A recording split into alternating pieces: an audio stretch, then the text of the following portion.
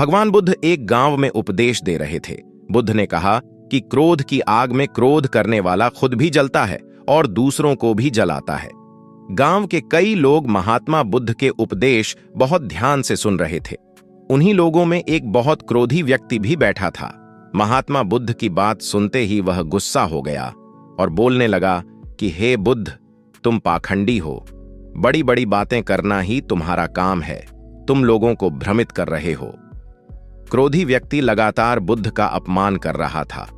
वहां बैठे सभी लोग ये देखकर हैरान थे कि महात्मा बुद्ध ये सब बातें शांति से सुन रहे थे। बुद्ध को शांत देखकर वह व्यक्ति और ज्यादा क्रोधित हो गया। वह वहां थूक कर चला गया।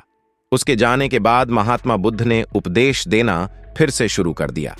क्रोधी व्यक्ति जब अपने घर पहुंचा तो उसका मन शांत हुआ। उसे अपनी गलती का एहसास हो गया।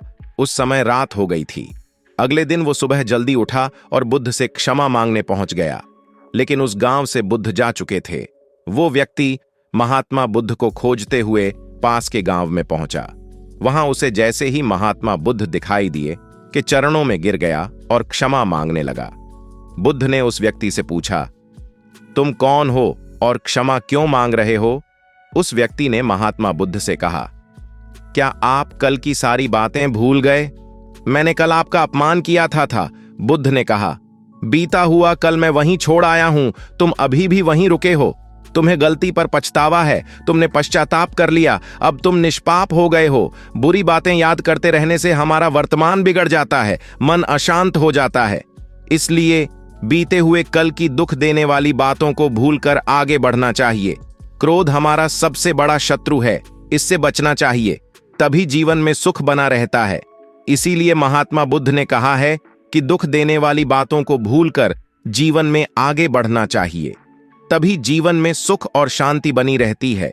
बुरी बातों को याद रखोगे तो दुखी रहोगे। अगर सुखी रहना चाहते हो, शांतिपूर्ण जीवन व्यतीत करना चाहते हो, तो दुख देने वाली बातों को भूलकर जीवन में आगे बढ़े, रचनात्मक कार्य करें।